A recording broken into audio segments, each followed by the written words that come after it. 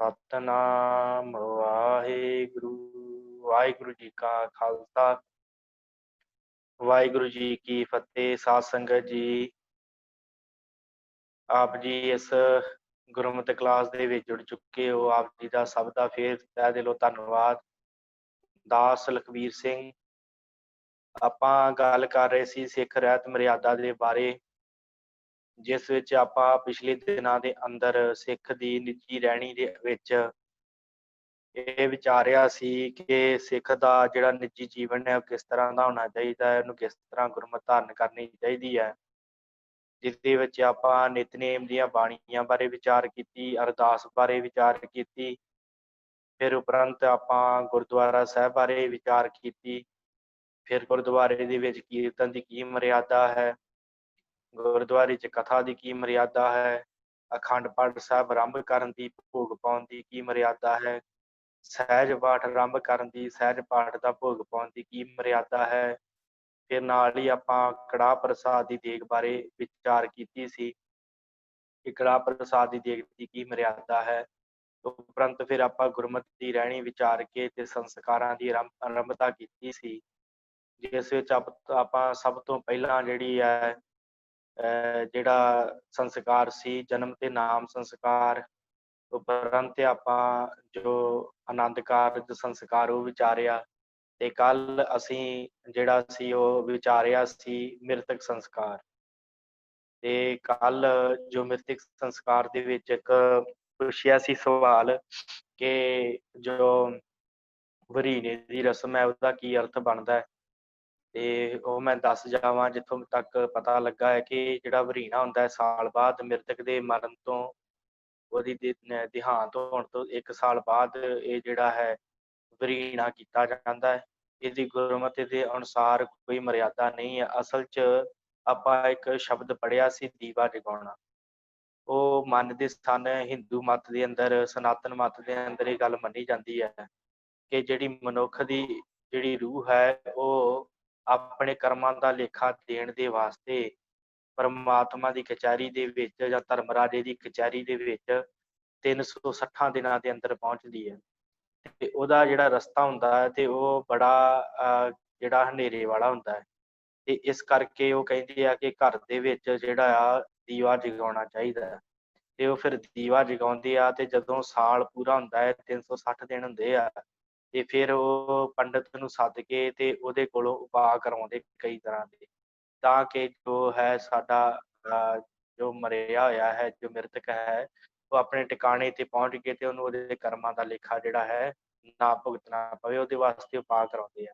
ਤੇ ਉਸੇ ਤਰ੍ਹਾਂ ਇਹ ਰੀਤ ਜਿਹੜੀ ਹੈ ਸਾਡੇ ਸਿੱਖਾਂ ਨੇ ਵੀ ਕਈ ਭੁੱਲ ਕੇ ਇਸ ਰੀਤ ਨੂੰ ਜਿਹੜਾ ਆਪਣੇ ਵਿੱਚ ਲੈ ਆਂਦਾ, ਪਰ ਇਹ ਕੋਈ ਸਿੱਖ ਰੀਤ ਨਹੀਂ ਹੈ। ਇੱਥੇ ਵੀ ਜਦੋਂ ਸਾਲ ਹੋ ਜਾਂਦਾ ਮ੍ਰਿਤਕ ਨੂੰ, ਫਿਰ ਉਸ ਤੋਂ ਬਾਅਦ ਇਹ ਵਰੀਣੇ ਦੀ ਰਸਮ ਜਿਹੜੀ ਉਹ ਕਰਦੇ ਆ, ਪਰ ਇਹਦੀ ਕਰਨ ਦੀ ਮਨਾਹੀ ਹੈ। ਗੁਰਮਤਿ ਨੇ ਜਦੋਂ ਕਹਿ ਦਿੱਤਾ ਕਿ ਗੁਰਮਤਿ ਰਹਿਤ ਮਰਿਆਦਾ ਨੇ ਕਿ ਜਦੋਂ ਦੁਸਹਿਰੇ ਦਾ ਦਿਨ ਲੰਘ ਜਾਂਦਾ ਹੈ, ਭਾਵ 10ਵੇਂ ਦਿਨ ਜਦੋਂ ਭੋਗ ਪੈ ਜਾਂਦਾ ਹੈ ਪ੍ਰਾਣੀ ਦਾ, ਉਸ ਤੋਂ ਬਾਅਦ ਕੋਈ ਵੀ ਰਸਮ ਕਰਨੀ ਜਿਹੜੀ ਹੈ ਉਹ ਮਨਾਹੀ ਹੈ, ਕੋਈ ਵੀ ਰਸਮ ਕਰਨ ਦੀ ਜ਼ਰੂਰਤ ਨਹੀਂ ਹੈ। ਇਸ ਕਰਕੇ ਸਾਨੂੰ ਇਹ ਆਪਣੇ ਸਿੱਖ ਰਹਿਤ ਮਰਿਆਦਾ ਦੀ ਇਹ ਗੱਲ ਮੰਨ ਲੈਣੀ ਚਾਹੀਦੀ ਹੈ। ਸੋ ਮੈਂ ਕਹਾਂ ਕਿ ਜਿਹੜੀ ਵਰੀਨੇ ਦੀ ਰਸਮ ਹੈ ਇਹ ਸਾਡੀ ਨਹੀਂ ਹੈ, ਇਹ ਸਨਾਤਨੀ ਮੱਤ ਤੋਂ ਆਈ ਹੈ ਤੇ ਉਹਨਾਂ ਦੀ ਰਸਮ ਹੈ, ਤੇ ਭੁਲੇਖੇ ਦੇ ਨਾਲ ਅਸੀਂ ਵੀ ਬਿਨਾਂ ਕੁਛ ਸੋਚਿਆ ਸਮਝਿਆ ਇਸ ਰਸਮ ਨੂੰ ਅਪਣਾ ਰਹੇ ਆ ਕਿ ਸਾਡੇ ਭੁੱਲ ਕੇ ਕੋਈ ਸਿੱਖ ਤੇ ਇਸ ਰਸਮ ਨੂੰ ਜਿਹੜਾ ਮਨਾਉਣ ਦੀ ਮਨਾਹੀ ਹੈ। ਤੇ ਅੱਜ ਆਪਾਂ ਜੋ ਗੱਲ ਕਰਨੀ ਹੈ ਉਹ ਮੈਂ ਸਕਰੀਨ ਆਪ ਜੀ ਨੇ ਨਾਲ ਪਹਿਲਾਂ ਸ਼ੇਅਰ ਕਰ ਦੇਵਾਂ।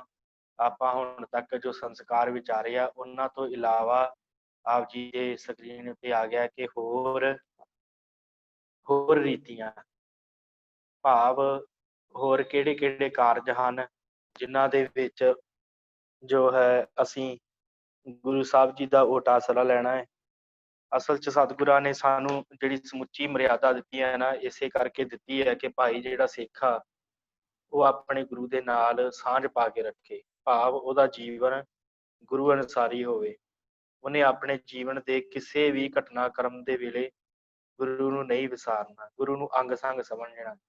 ਕੋਈ ਵੀ ਕਾਰਜ ਕਰਨ ਲੱਗਿਆਂ ਹਮੇਸ਼ਾ ਗੁਰੂ ਨੂੰ ਯਾਦ ਰੱਖਣਾ ਹੈ ਕਿ ਗੁਰੂ ਮੇਰੇ ਅੰਗ ਸੰਗ ਹੈ ਤੇ ਗੁਰੂ ਦਾ ਜਿਹੜਾ ਪੱਲਾ ਫੜਨਾ ਮੇਰੇ ਲਈ ਬੜਾ ਜ਼ਰੂਰੀ ਹੈ। ਇਸ ਕਰਕੇ ਅੱਜ ਇਹ ਹੋਰ ਰੀਤੀਆਂ ਤੋਂ ਭਾਵ ਜਿਹੜੇ ਹੋਰ ਸੰਸਕਾਰ ਹੈ, ਹੋਰ ਜਿਹੜੇ ਕਾਰਜ ਆ, ਉਹਨਾਂ ਦੇ ਵਿੱਚ ਗੁਰੂ ਨੂੰ ਕਿਵੇਂ ਯਾਦ ਕੀਤਾ ਜਾਣਾ। ਸਭ ਤੋਂ ਪਹਿਲਾਂ ਹੋਰ ਰੀਤੀਆਂ ਦੇ ਵਿੱਚ ਇਹਨਾਂ ਸੰਸਕਾਰਾਂ ਤੋਂ ਛੁੱਟ ਸਮੇਂ-ਸਮੇਂ ਜੋ ਵੀ ਖੁਸ਼ੀ ਗਮੀ ਦਾ ਮੌਕਾ ਆ ਬਣੇ, ਜਿਵੇਂ ਹੁਣ ਬ੍ਰੈਕਟ ਦੇ ਵਿੱਚ ਹੈ, ਜਿਵੇਂ ਨਵੇਂ ਮਕਾਨ ਵਿੱਚ ਪ੍ਰਵੇਸ਼ ਕਰਨਾ, ਨਵੀਂ ਦੁਕਾਨ ਖੋਲ੍ਹਣਾ, ਬਾਲਕ ਨੂੰ ਮਦਰਸੇ ਪਾਉਣਾ ਆਦਿ। ਤਾਂ ਸਿੱਖ ਨੂੰ ਚਾਹੀਏ ਕਿ ਵਾਹਿਗੁਰੂ ਦੀ ਸਹਾਇਤਾ ਲਈ ਅਰਦਾਸਾਂ ਸੋਧੇ। ਸਿੱਖੀ ਵਿੱਚ ਸਾਰੇ ਸੰਸਕਾਰਾਂ ਦਾ ਜ਼ਰੂਰੀ ਅੰਗ ਬਾਣੀ ਦਾ ਪਾਠ ਤੇ ਅਰਦਾਸਾ ਹੈ।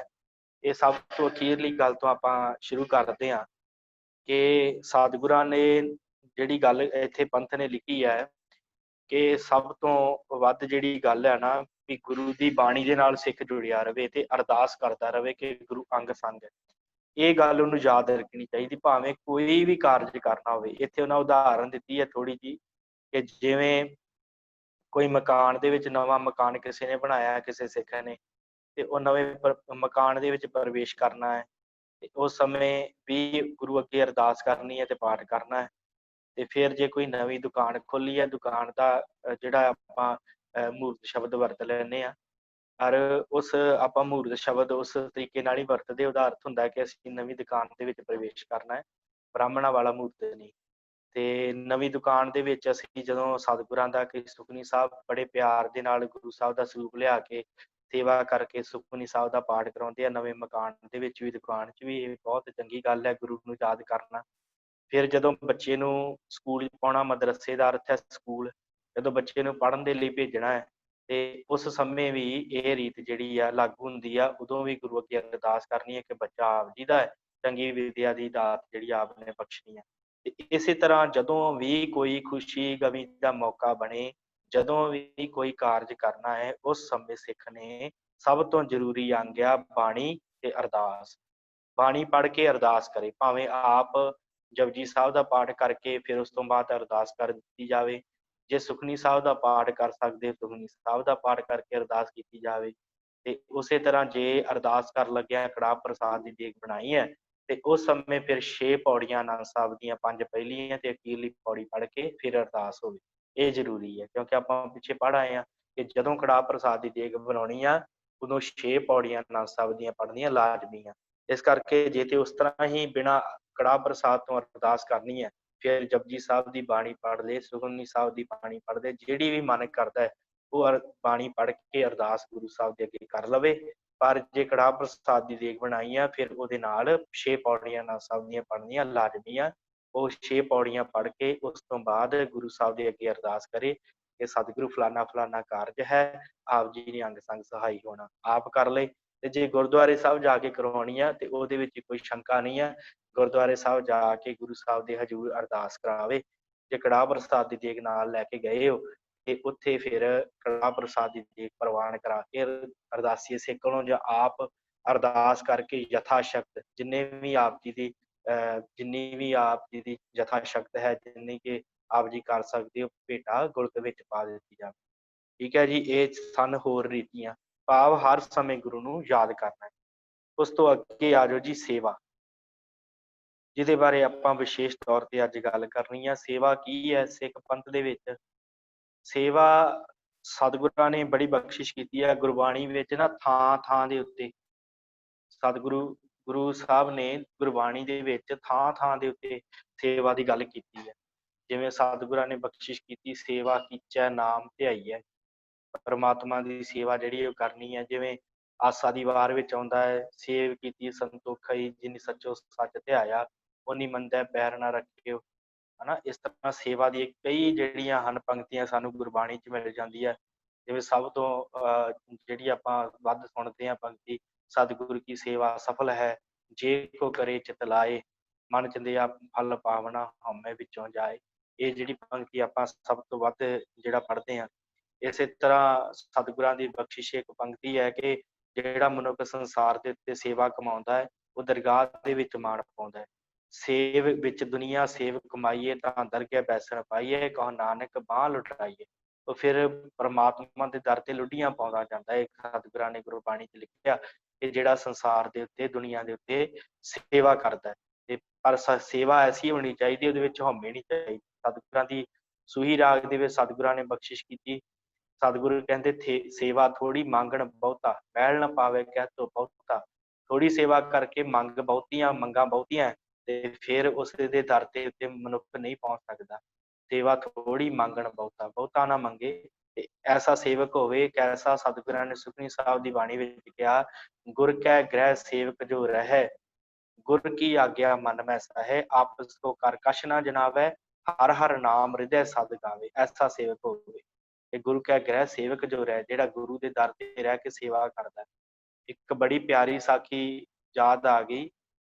ਸੇਵਾ ਦੇ ਨਾਲ ਰਿਲੇਟਡ ਕਿ ਹਰ ਮਨੁੱਖ ਨੂੰ, ਜੇ ਗੁਰੂ ਘਰ ਦੇ ਵਿੱਚ ਉਹ ਰਹਿ ਰਿਹਾ ਜਾਂ ਕੁਛ ਵੀ ਹੈ, ਉਹਨੂੰ ਸੇਵਾ ਦੀ ਜਿਹੜੀ ਹੈ ਨਾ, ਉਹ ਗੱਲ ਪੱਲੇ ਵਿੱਚ ਬੰਨਣੀ ਚਾਹੀਦੀ। ਉਹਨੂੰ ਸੇਵਾ ਕਰਨੀ ਚਾਹੀਦੀ ਹੈ। ਸੇਵਾ ਦੇ ਨਾਲ ਉਹਨੂੰ ਜੁੜਨਾ ਚਾਹੀਦਾ ਹੈ। ਇੱਕ ਸਿੱਖ ਸੀ, ਦੂਸਰੇ ਪਾਤਸ਼ਾਹ ਜੀ ਦੇ ਵੇਲੇ ਸ਼ਾਇਦ ਕੁਝ ਸੇਵਕ ਕੁਝ ਪੰਜਵੇਂ ਪਾਤਸ਼ਾਹ ਨਾਲ ਜੋੜਦੇ ਸਾਖੀ ਨੂੰ, ਕੁਝ ਜਿਹੜੇ ਆ ਸਿੱਖ ਉਹਨੂੰ ਦੂਸਰੇ ਪਾਤਸ਼ਾਹ ਜੀ ਨਾਲ ਰਿਲੇਟਡ ਸਮਝਦੇ ਆ।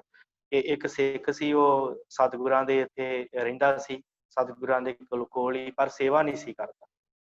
ਕਿਸੇ ਤਰ੍ਹਾਂ ਦੀ ਕੋਈ ਸੇਵਾ ਨਹੀਂ ਸੀ ਕਰਦਾ। ਬੜੇ ਜਿਹੜੇ ਵੀ ਸਿੱਖ ਸਨ, ਉਹਨਾਂ ਨੇ ਬੜਾ ਸਮਝਾਇਆ। ਬਾਬਾ ਬੁੱਢਾ ਜੀ ਵਰਗਿਆਂ ਨੇ ਸਮਝਾਇਆ ਕਿ ਭਾਈ ਸਿੱਖਾ, ਤੂੰ ਇੱਥੇ ਗੁਰੂ ਦੇ ਦਰ ਤੇ ਰਹਿਣਾ, ਸੇਵਾ ਕਰ ਲਿਆ ਕਰ, ਲੰਗਰ ਦੀ ਵੀ ਸੇਵਾ ਕਰ ਲਿਆ ਕਰ। ਤੇ ਇੰਜ ਨਹੀਂ ਕਰੀਦਾ, ਸੇਵਾ ਕਰਨੀ ਬੜੀ ਜ਼ਰੂਰੀ ਹੈ। ਗੁਰੂ ਦੇ ਕੋਲੋਂ ਬੜੀ ਵੱਡੀ ਦਾਤ ਹੈ ਸੇਵਾ ਦੀ। ਦਾਤ ਲੈਣ ਵਾਸਤੇ ਸੇਵਾ ਕਰਨੀ ਬੜੀ ਜ਼ਰੂਰੀ, ਸੇਵਾ ਕਰ ਲਿਆ ਕਰ।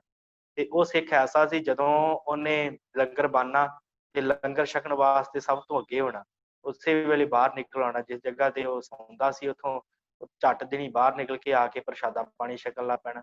ਤੇ ਜਦੋਂ ਸਿੱਖਾਂ ਨੇ ਇਹਨੂੰ ਕਹਿਣਾ ਕਿ ਭਾਈ ਸੇਵਾ ਵੀ ਕਰਿਆ ਕਰ, ਉਹਨੇ ਕਹਿਣਾ ਮੈਂ ਤੇ ਸਤਿਗੁਰੂ ਦੀ ਆਗਿਆ ਮੰਨੂ, ਤੁਹਾਡੀ ਜਿਸ ਦਿਨ ਮੈਨੂੰ ਗੁਰੂ ਸਾਹਿਬ ਕਹਿਣਗੇ ਸੇਵਾ ਕਰ, ਉਸ ਦਿਨ ਮੈਂ ਸੇਵਾ ਕਰੂੰ, ਤੁਹਾਡੀ ਦੀ ਗੱਲ ਮੰਨ। ਤੁਸੀਂ ਕੌਣ ਹੁੰਦੇ ਮੈਨੂੰ ਕਹਿਣ ਵਾਲੇ? ਗੁਰੂ ਕਹੂਗਾ ਤੇ ਮੈਂ ਸੇਵਾ ਕਰਾਂ। ਤੇ ਫਿਰ ਸਿੱਖਾਂ ਨੇ ਕਿਹਾ ਚਲੋ ਠੀਕ ਹੈ। ਇੱਕ ਦਿਨ ਇਸੇ ਤਰ੍ਹਾਂ ਲੰਗਰ ਵਰਤਣ ਲੱਗਾ, ਤੇ ਉਹ ਸਿੱਖ ਬਾਟਾ ਲੈ ਕੇ, ਆਪਣਾ ਭਾਂਡਾ ਲੈ ਕੇ ਬਾਹਰ ਆਇਆ ਪ੍ਰਸ਼ਾਦਾ ਛਕਣ ਵਾਸਤੇ। ਜਦੋਂ ਬਾਹਰ ਆਇਆ ਤੇ ਗੁਰੂ ਸਾਹਿਬ ਵੀ ਉਧਰੋਂ ਆ ਰਹੇ ਸੀ ਲੰਗਰ ਵੱਲ ਨੂੰ, ਤੇ ਸਤਿਗੁਰਾਂ ਦੇ ਮੱਥੇ ਲੱਗ ਗਿਆ, ਕਿਉਂਕਿ ਸਤਿਗੁਰਾਂ ਦੇ ਮੱਥੇ ਨਹੀਂ ਸੀ ਲੱਗਦਾ।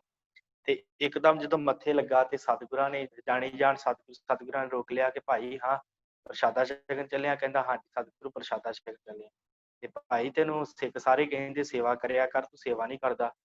ਕਹਿੰਦਾ ਜੀ ਮੈਂ ਬਹਾਨੇ ਮਾਰਨ ਲੱਗ ਗਿਆ ਜੀ, ਮੈਂ ਸੇਵਾ ਕਰਨੀ ਹੁੰਦੀ ਆ, ਮੈਂ ਬੜਾ ਬਿਜੀ ਹੁੰਦਾ, ਮੈਂ ਸਿਮਰਨ ਕਰਦਾ ਰਹਿਣਾ ਅੰਦਰ, ਮੇਰੇ ਕੋਲ ਸੇਵਾ ਨਹੀਂ ਹੁੰਦੀ। ਇਸ ਤਰ੍ਹਾਂ ਬੜੀਆਂ ਉਹਨੇ ਜਿਹੜੀਆਂ ਗੱਲਾਂ ਕਹੀਆਂ। ਤੇ ਸਤਿਗੁਰਾਂ ਨੇ ਕਿਹਾ ਭਾਈ ਗੱਲ ਇੰਝ ਆ ਕਿ ਤੇਰੀ ਨਾ ਮੌਤ ਆਉਣ ਵਾਲੀ ਹੈ, ਤੇ ਤੂੰ ਇੰਝ ਕਰ, ਤੂੰ ਸੇਵਾ ਨਹੀਂ ਨਾ ਕੀਤੀ, ਤੇ ਤੂੰ ਕਹਿਣਾ ਵੀ ਗੁਰੂ ਜੋ ਕਹੇਗਾ ਮੈਂ ਉਹੀ ਕਰੂੰਗਾ। ਤੇ ਮੇਰਾ ਇਹ ਹੁਕਮ ਹੈ ਤੇ ਸਤਿਗੁਰਾਂ ਨੇ ਕਿਹਾ ਕਿ ਮੇਰਾ ਹੁਕਮ ਹੈ ਕਿ ਜੰਗਲ 'ਚ ਜਾ, ਉੱਥੇ ਚਿਖਾ ਬਣਾ ਤੇ ਉਹਦੇ ਵਿੱਚ ਅੱਗ ਬਾਲ ਕੇ ਤੇ ਛਾਲ ਮਾਰ ਕੇ ਸੜ ਜਾ, ਤੇ ਅਧੋਗਤੀ ਨੂੰ ਨਹੀਂ ਜਾਏਗਾ, ਤੂੰ ਸੱਚਖੰਡ ਜਾਏਗਾ ਜੇ ਮੇਰਾ ਹੁਕਮ ਮੰਨੇਗਾ। ਤੂੰ ਕਿਹਾ ਨਾ ਮੈਂ ਗੁਰੂ ਦਾ ਹੀ ਹੁਕਮ ਮੰਨੂਗਾ, ਕਿਸੇ ਸਿੱਖ ਦਾ ਨਹੀਂ, ਤੇ ਜਾ ਤੇਰੇ ਵਾਸਤੇ ਇਹੀ ਹੁਕਮ ਹੈ ਸਾਡਾ। ਸਤਿਗੁਰਾਂ ਨੇ ਕਹਿ ਦਿੱਤਾ। ਹੁਣ ਸਿੱਖ ਜਿਹੜਾ ਸੀ ਬੜਾ ਹੈਰਾਨ, ਉਹਨੇ ਉੱਥੋਂ ਨਿਕਲਿਆ, ਉਹਨੇ ਕਿਹਾ ਮੇਰੀ ਮੌਤ ਆਉਣ ਵਾਲੀ। ਉੱਥੋਂ ਨਿਕਲਿਆ, ਭੱਜਾ ਗਿਆ, ਤੇ ਜਾ ਕੇ ਜੰਗਲ ਦੇ ਵਿੱਚ ਤੇ ਅੱਗ ਲੱਕੜਾਂ ਇਕੱਠੀਆਂ ਕੀਤੀਆਂ, ਲੱਕੜਾਂ ਇਕੱਠੀਆਂ ਕਰਕੇ ਤੇ ਬਹਿ ਗਿਆ ਉੱਥੇ ਅੱਗ ਬਾਲ ਕੇ। ਤੇ ਅੱਗ ਬਾਲ ਕੇ ਜਦੋਂ ਬੈਠਾ, ਮਨ ਸੋਚੀ ਜਾਵੇ ਕਿ ਹੁਣ ਵਿੱਚ ਛਾਲ ਮਾਰਾਂ ਕਿ ਨਾ ਮਾਰਾਂ, ਇਹ ਨਾ ਹੋਵੇ ਕਿ ਮਰ ਵੀ ਜਾਵਾਂ ਤੇ ਮੌਤ ਆਵੇ ਨਾ, ਤੇ ਐਵੇਂ ਨਿਹੱਕਾ ਹੀ ਮਰ ਜਾਵਾਂ। ਤੇ ਉਹਨੇ ਕੀਤਾ ਵੀ ਹਜੇ ਸੋਚ ਹੀ ਲਿਆ ਸੀ, ਇੰਨੇ ਚਿਰ ਨੂੰ ਇੱਕ ਧਾੜਵੀ ਆਇਆ। ਧਾੜਵੀ ਜਿਹੜੇ ਡਾਕੂ ਜਿਹਨੂੰ ਕਹਿੰਦੇ ਆ, ਤੇ ਉਹਦਾ ਨਾਮ ਮੁੱਖਾ ਸੀ ਸ਼ਾਇਦ, ਇਤਿਹਾਸ ਵਿੱਚ ਮੈਨੂੰ ਚੰਗੀ ਤਰ੍ਹਾਂ ਕਲੀਅਰ ਨਹੀਂ ਆ। ਤੇ ਉਹਨੇ ਆ ਕੇ ਕਿਹਾ ਵੀ ਭਾਈ ਤੂੰ ਉਹਦੇ ਲੁੱਟ ਕੇ ਲੈ ਕੇ ਆ ਰਿਹਾ ਸੀ ਕਿਸੇ ਨੂੰ, ਉਹ ਧਾੜਵੀ ਜਿਹੜਾ ਸੀ ਲੁੱਟ ਕੇ ਲੈ ਕੇ ਆ ਰਿਹਾ ਸੀ ਕਿਸੇ ਨੂੰ। ਤੇ ਉਹ ਜਦੋਂ ਸਿੱਖ ਦੇ ਕੋਲ ਪਹੁੰਚਿਆ ਜੰਗਲ 'ਚ, ਤੇ ਸਿੱਖ ਉਹਨੂੰ ਕਹਿੰਦਾ ਤੂੰ ਬੜਾ ਮੂੰਹ ਸੁੱਟ ਕੇ ਬੈਠਾ, ਕੀ ਗੱਲ ਆ? ਕਹਿੰਦਾ ਮੈਂ ਇਸ ਅੱਗ ਦੇ ਵਿੱਚ ਛਾਲ ਮਾਰ ਕੇ ਮਰਨਾ। ਕਹਿੰਦਾ ਮਰਨਾ? ਤੇ ਕਿਉਂ ਮਰਨਾ, ਗੱਲ ਤੇ ਦੱਸ ਕੀ ਗੱਲ ਹੋਈ ਹੈ? ਉਹਨੇ ਕਿਹਾ ਵੀ ਐਵੇਂ ਮੈਂ ਆਪਣੇ ਗੁਰੂ ਦਾ ਹੁਕਮ ਨਹੀਂ ਸੀ ਮੰਨਦਾ, ਤੇ ਗੁਰੂ ਸਾਹਿਬ ਨੇ ਮੈਨੂੰ ਕਿਹਾ ਵੀ ਤੂੰ ਜਾ ਤੇ ਅੱਗ ਦੇ ਵਿੱਚ ਛਾਲ ਮਾਰ ਕੇ ਮਰ ਜਾ। ਤੇ ਉਹ ਹੁਣ ਲੁੱਟ ਕੇ ਲੈ ਕੇ ਆਇਆ, ਉਹਦੇ ਕੋਲ ਗਹਿਣਾ ਗੁਣਾ ਬਹੁਤ ਸੀ ਉਹ ਧਾੜਵੀ ਦੇ ਕੋਲ। ਉਹਨੇ ਕਿਹਾ ਵੀ ਸਿੱਖਾ ਇੰਝ ਕਰ, ਤੂੰ ਕਿਉਂ ਨਹੀਂ ਮਰਨਾ? ਕਹਿੰਦਾ ਮੇਰਾ ਨਹੀਂ ਦਿਲ ਕਰਦਾ ਮਰਨ ਨੂੰ। ਕਹਿੰਦਾ ਇੰਝ ਕਰ, ਮੇਰੇ ਕੋਲ ਸੋਨਾ ਬਹੁਤ ਆ, ਤੇ ਤੂੰ ਇੰਝ ਕਰਕੇ ਆ ਲੈ ਸੋਨਾ, ਤੇ ਮੈਨੂੰ ਆਪਣੇ ਗੁਰੂ ਦਾ ਹੁਕਮ ਦੇ ਦੇ, ਜੋ ਤੇਰੇ ਗੁਰੂ ਨੇ ਤੈਨੂੰ ਹੁਕਮ ਕੀਤਾ ਨਾ ਉਹ ਮੇਰੀ ਝੋਲੀ ਪਾ ਦੇ, ਤੇ ਆ ਸੋਨਾ ਜਿਹੜਾ ਧਨ ਪਦਾਰਥ ਜੋ ਵੀ ਮੈਂ ਲੁੱਟ ਕੇ ਲੈ ਕੇ ਆਇਆ ਤੂੰ ਲੈ ਜਾ। ਤੇ ਉਹਨੇ ਸਾਰਾ ਕੁਝ ਉਹਨੇ ਕਿਹਾ, ਤੇ ਸੌਦਾ ਹੀ ਬੜਾ ਵਧੀਆ ਹੋ ਗਿਆ। ਉਹਨੇ ਜੋ ਵੀ ਧਨ ਪਦਾਰਥ ਜੋ ਗਹਿਣਾ ਉਹਨੇ ਦਿੱਤਾ ਸੀ ਉਹ ਲੈ ਕੇ, ਤੇ ਉਹ ਧਾੜਵੀ ਜਿਹੜਾ ਸੀ ਉਹਨੇ ਮਾਰੀ ਆ ਕੇ ਛਾਲ, ਤੇ ਧਨ ਪਦਾਰਥ ਜੋ ਵੀ ਸੀ ਉਹ ਸਿੱਖ ਨੂੰ ਦੇਤਾ। ਤੇ ਸਿੱਖ ਉੱਥੇ ਬੈਠਾ, ਤੇ ਇੰਨੇ ਚਿਰ ਨੂੰ ਉਸ ਧਾੜਵੀ ਦੇ ਪਿੱਛੇ ਜਿਹੜੇ ਡਾਕੂ ਜਿਹੜਾ ਸੀ ਉਹਦੇ ਪਿੱਛੇ ਸਿਪਾਹੀ ਪਏ ਸੀ, ਤੇ ਹੋਰ ਵੀ ਪਿੰਡ ਦੇ ਲੋਕ ਜਿਹੜੇ ਸੀ ਜਿਨ੍ਹਾਂ ਦਾ ਲੁੱਟ ਕੇ ਲੈ ਗਿਆ ਸੋ ਵੀ ਪਿੱਛੇ ਪਏ ਸੀ। ਉਹ ਆਏ ਤੇ ਉਹਨਾਂ ਦੇਖਿਆ ਸੀ ਹੱਥ ਵਿੱਚ ਗਹਿਣੇ ਫੜੇ ਆ, ਤੇ ਇਹ ਉਹਨਾਂ ਨੇ ਫਿਰ ਉੱਥੇ ਮਾਰ ਕੇ ਕੁੱਟ ਕੇ ਉਹ ਸਿੱਖ ਨੂੰ ਜਿਹੜਾ ਸੀ ਉੱਥੇ ਹੀ ਮਾਰ ਦਿੱਤਾ। ਨਾਲੇ ਦੇ ਗੁਰੂ ਦੇ ਹੁਕਮ ਤੋਂ ਬਾਕੀ ਹੋਇਆ, ਮੌਤ ਉਹਦੀ ਆਉਣੀ ਸੀ, ਤੇ ਗੁਰੂ ਦੇ ਹੁਕਮ ਤੋਂ ਵੀ ਬਾਕੀ ਹੋਇਆ, ਤੇ ਨਾਲੇ ਮੌਤ ਵੀ ਮਰ ਗਿਆ, ਤੇ ਨਾਲੇ ਜਿਹੜਾ ਹੁਕਮ ਸੀ ਗੁਰੂ ਦਾ ਉਹ ਵੀ ਨਹੀਂ ਕਮਾ ਕੇ ਗਿਆ। ਇਸ ਕਰਕੇ ਸੇਵਾ ਜਿਹੜੀ ਹੈ ਨਾ ਇਹ ਕਰਨੀ ਬੜੀ ਜ਼ਰੂਰੀ ਹੈ। ਭਾਵੇਂ ਕੋਈ ਵੀ ਸਿੱਖ ਆ, ਜਿੰਨੀ ਵੀ ਹੋ ਸਕੇ ਉਹਦੇ ਵਾਸਤੇ ਸੇਵਾ ਕਰਨੀ ਬੜੀ ਜ਼ਰੂਰੀ ਹੈ। ਇਸੇ ਕਰਕੇ ਸਤਿਗੁਰਾਂ ਨੇ ਕਿਹਾ, ਗੁਰ ਕੈ ਗ੍ਰਹਿ ਸੇਵਕ ਜੋ ਰਹੇ। ਜਿਹੜਾ ਗੁਰੂ ਦਾ ਸਿੱਖ ਗੁਰੂ ਦੇ ਗ੍ਰਹਿ ਦੇ ਵਿੱਚ ਰਹਿੰਦਾ ਹੈ, ਗੁਰੂ ਦੀ ਆਗਿਆ ਵਿੱਚ ਰਹਿੰਦਾ ਹੈ, ਗੁਰ ਕੀ ਆਗਿਆ ਮਨ ਪੈਂਦਾ ਹੈ, ਉਹ ਗੁਰੂ ਦੀ ਆਗਿਆ ਨੂੰ ਮਨ ਵਿੱਚ ਵਸਾ ਕੇ ਚੱਲੇ। ਆਪਸ ਕੋ ਕਰ ਕਛ ਨਾ ਜਨਾਵੇ, ਆਪਣੇ ਆਪ ਨੂੰ ਉਹ ਕਛ ਨਾ ਜਨਾਵੇ, ਆਪਣੇ ਆਪ ਦਾ ਜਿਹੜਾ ਹੈ ਉਹ ਪ੍ਰਚਾਰ ਨਾ ਕਰੇ ਕਿ ਮੈਂ ਬੜਾ ਚੰਗਾ ਹੈ, ਮੈਂ ਬੜਾ ਚੰਗਾ ਹੈ। ਇਹੋ ਜੀ ਗੱਲ ਉਹ ਆਪਣੇ ਮਨ ਵਿੱਚ ਨਾ ਲੈ ਕੇ ਆਵੇ। ਆਪਸ ਕੋ ਕਰ ਕਛ ਨਾ ਜਨਾਵੇ, ਵਾਹਿਗੁਰੂ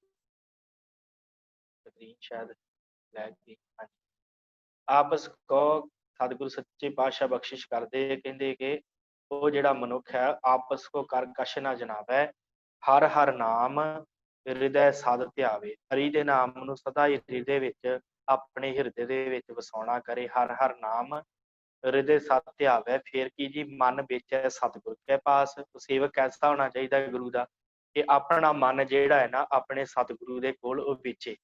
ਮਨ ਵੇਚੈ ਸਤਿਗੁਰ ਕੇ ਪਾਸ, ਤੇ ਸੇਵਕ ਕੇ ਕਾਰਜ ਰਾਸ। ਫਿਰ ਉਹ ਸੇਵਕ ਦੇ ਜਿਹੜਾ ਗੁਰੂ ਦੇ ਦਰ ਤੇ ਸੇਵਾ ਕਰਦਾ ਹੈ, ਉਹਦੇ ਸਾਰੇ ਕਾਰਜ ਜਿਹੜੇ ਉਹ ਰਾਸ ਹੁੰਦੇ ਆ। ਤੇ ਸੇਵਾ ਕਰਤ ਹੋਏ ਨੇਹ ਕਾਮੀ, ਸੇਵਾ ਕਰੇ ਪਰ ਕਾਮਨਾ ਨਾ ਕਰੇ ਕਿਸੇ ਗੱਲ ਦੀ, ਕਿ ਮੈਨੂੰ ਇਹ ਧਨ ਪਦਾਰਥ ਮਿਲ ਜਾਵੇ। ਜਿਵੇਂ ਸਤਿਗੁਰਾਂ ਦਾ ਵਚਨ ਹੁਣੇ ਪੜ੍ਹਿਆ ਆਪਾਂ, ਸੇਵਾ ਥੋੜੀ ਮੰਗਣ ਬਹੁਤਾ।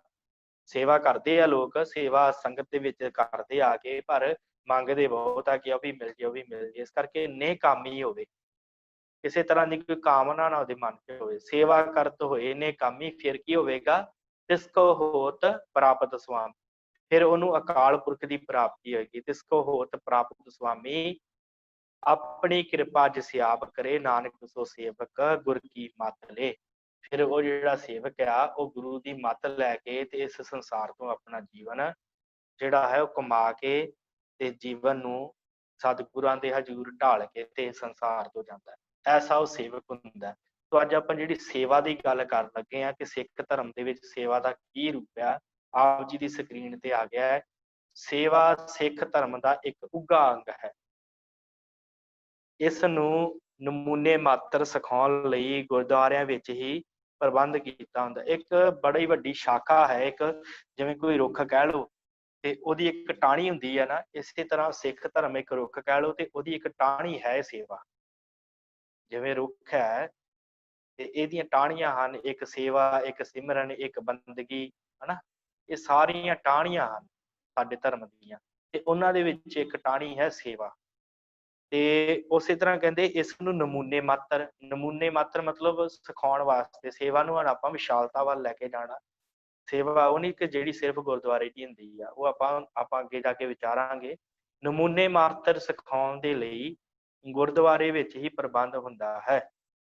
ਸਾਧਾਰਨ ਰੂਪ ਵਿੱਚ ਇਸ ਦੇ ਇਹ ਰੂਪ ਹਨ: ਗੁਰਦੁਆਰੇ ਦਾ ਝਾੜੂ, ਲੇਪਣ, ਸੰਗਤਾਂ ਦੀ ਪਾਣੀ ਪੱਖੇ ਦੀ ਸੇਵਾ, ਤੇ ਲੰਗਰ ਦੀ ਸੇਵਾ, ਜੋੜੇ ਝਾੜਨ ਦੀ ਸੇਵਾ। ਇਹ ਜਿਹੜੀਆਂ ਸੇਵਾਵਾਂ ਹਨ, ਕਿ ਜਿਹੜਾ ਸਿੱਖ ਆ ਉਹ ਗੁਰਦੁਆਰੇ ਦੇ ਵਿੱਚ ਆ ਕੇ ਝਾੜੂ ਦੀ ਸੇਵਾ ਵੀ ਕਰ ਸਕਦਾ ਹੈ, ਲਿਪਣ ਦੀ ਸੇਵਾ ਵੀ ਕਰ ਸਕਦਾ ਹੈ, ਤੇ ਸੰਗਤਾਂ ਦੀ ਪਾਣੀ ਦੇ ਪੱਖੇ ਦੇ ਨਾਲ, ਪੱਖਾ ਝੱਲ ਕੇ, ਹੁਣ ਤੇ ਚਲੋ ਪੱਖੇ ਚੱਲਦੇ ਆ, ਤੇ ਪਾਣੀ ਦੇ ਨਾਲ ਜਿਹੜੀ ਸਿੱਖ ਸੇਵਾ ਕਰ ਸਕਦਾ ਹੈ। ਤੇ ਲੰਗਰ ਦੇ ਵਿੱਚ ਲੰਗਰ ਵਰਤਾਉਣ ਦੀ, ਭਾਂਡੇ ਮਾਂਜਣ ਦੀ, ਜਿੰਨੀ ਸੇਵਾ ਲੰਗਰ ਦੀ ਹੁੰਦੀ ਹੈ ਉਹ ਲੰਗਰ 'ਚ ਸੇਵਾ ਕਰ ਸਕਦਾ। ਤੇ ਜੋੜੇ ਝਾੜਨ ਦੀ ਸੇਵਾ ਜਿਹੜੀ ਹੈ ਉਹ ਵੀ ਕਰ ਸਕਦਾ ਹੈ। ਗੁਰੂ ਕਾ ਲੰਗਰ, ਊੜਾ ਨੰਬਰ ਇਸ ਦੇ ਦੋ ਭਾਵ ਹਨ। ਪਹਿਲਾ ਭਾਵ ਇਹ ਹੈ ਕਿ ਇੱਕ ਸਿੱਖਾਂ ਨੂੰ ਸੇਵਾ ਸਿਖਾਉਣਾ ਤੇ ਦੂਜਾ ਊਚ ਨੀਚ ਛੂਤ ਛਾਤ ਦਾ ਭਰਮ ਮਿਟਾਉਣਾ। ਇਹ ਦੋ ਗੱਲਾਂ। ਇੱਕ ਪਹਿਲੀ ਗੱਲ ਹੈ ਕਿ ਸਿੱਖਾਂ ਨੂੰ ਸੇਵਾ ਸਿਖਾਉਣਾ ਕਿ ਭਾਈ ਸੇਵਾ ਜਿਹੜੀ ਉਹ ਕਰਨੀ ਜ਼ਰੂਰੀ ਹੈ, ਤੇ ਦੂਸਰਾ ਉਹਦੇ ਮਨ ਦੇ ਵਿੱਚੋਂ ਊਚ ਨੀਚ, ਕਿ ਕੋਈ ਉੱਚਾ ਹੈ ਕੋਈ ਨੀਵਾਂ ਹੈ, ਜੋ ਵੀ ਹੈ ਉਹਦੇ ਮਨ ਦੇ ਵਿੱਚੋਂ ਉਹ ਗੱਲ ਨਿਕਲ ਜਾਵੇ। ਛੂਤ ਛਾਤ ਦਾ ਭਰਮ ਜਿਹੜਾ ਖਤਮ ਹੋ ਜਾਵੇ, ਕਿ ਜਿਵੇਂ ਕਹਿੰਦੇ ਸਨ ਨਾ ਕਿ ਕੋਈ ਸਾਡੇ ਚੁੱਲ੍ਹੇ ਤੇ ਨਾ ਚੜੇ। ਤੇ ਸਤਿਗੁਰਾਂ ਨੇ ਦੇਖੋ ਕਿੰਨੀ ਕਿਰਪਾ ਕੀਤੀ ਕਿ ਉਹ ਸਾਰੀਆਂ ਜਾਤੀਆਂ ਤੇ ਵਰਨਾਂ ਵਾਲਿਆਂ ਨੂੰ ਇੱਕੋ ਪੰਗਤ ਦੇ ਵਿੱਚ ਲੰਗਰ ਛਕਾਉਣ ਦੀ ਮਰਿਆਦਾ ਬਣਦੀ। ਇਸ ਕਰਕੇ ਛੂਤ ਛਾਤ ਦਾ ਭਰਮ ਜਿਹੜਾ ਮਿਟਾਉਣ ਵਾਸਤੇ ਇਹ ਲੰਗਰ ਦੀ ਸੇਵਾ ਜਿਹੜੀ ਹੈ ਉਹ ਕੀਤੀ ਜਾਂਦੀ ਹੈ। ਫਿਰ ਉਸ ਤੋਂ ਬਾਅਦ ਅੱਗੇ ਆ ਜਾਓ ਐੜਾ ਨੰਬਰ। ਗੁਰੂ ਕੇ ਲੰਗਰ ਵਿੱਚ ਬੈਠ ਕੇ ਊਚ ਨੀਚ ਕਿਸੇ ਜਾਤ ਜਾਂ ਵਰਨ ਦਾ ਪ੍ਰਾਣੀ ਪ੍ਰਸ਼ਾਦ ਛਕ ਸਕਦਾ ਹੈ। ਉਹ ਕਿਸੇ ਵੀ ਧਰਮ ਦੇ ਨਾਲ, ਕਿਸੇ ਵੀ ਜਾਤ ਦੇ ਨਾਲ, ਉੱਚੀ ਜਾਤ ਹੈ ਨੀਵੀਂ ਜਾਤ ਹੈ, ਕਿਸੇ ਵੀ ਜਾਤ ਦੇ ਨਾਲ ਸੰਬੰਧ ਰੱਖਦਾ ਹੋਵੇ, ਉਹ ਮਨੁੱਖ ਜਿਹੜਾ ਹੈ ਉਹ ਪ੍ਰਾਣੀ ਜਿਹੜਾ ਹੈ ਉੱਥੇ ਪ੍ਰਸ਼ਾਦਾ ਛਕ ਸਕਦਾ ਹੈ। ਉਹਨੂੰ ਕੋਈ ਮਨਾਹੀ ਨਹੀਂ ਹੈ।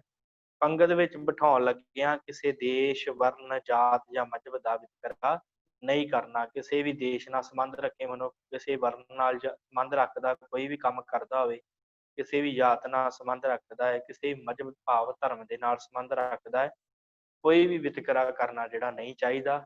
ਹਾਂ, ਇੱਕ ਥਾਲੀ ਵਿੱਚ ਕੇਵਲ ਅੰਮ੍ਰਿਤਧਾਰੀ ਸਿੱਖ ਹੀ ਛਕ ਸਕਦੇ ਹਨ। ਕਿਸੇ ਇੱਕ ਥਾਲੀ ਦੇ ਵਿੱਚ ਇੱਕ ਜਗ੍ਹਾ ਦੇ ਉੱਤੇ ਬੈਠ ਕੇ ਜਿਹੜਾ ਅੰਮ੍ਰਿਤਧਾਰੀ ਸਿੱਖ ਹੀ ਛਕ ਸਕਦੇ ਆ ਪ੍ਰਸ਼ਾਦਾ, ਦੂਸਰਾ ਕੋਈ ਨਹੀਂ ਛਕ ਸਕਦਾ। ਸੋ ਇਹ ਜਿਹੜੀਆਂ ਹੁੰਦੀਆਂ ਸੇਵਾਵਾਂ ਹੁੰਦੀਆਂ ਵੱਖ-ਵੱਖ, ਇਸੇ ਤਰ੍ਹਾਂ ਸਤਿਗੁਰਾਂ ਨੇ ਗੁਰਬਾਣੀ 'ਚ ਕਿਹਾ ਕਿ ਜਿਹੜੀ ਆ ਸੇਵਾ ਜਿਹੜੀ ਹੈ ਉਹ ਸਤਿਗੁਰਾਂ ਨੇ 4 ਪ੍ਰਕਾਰ ਦੀ ਦੱਸੀ ਹੈ।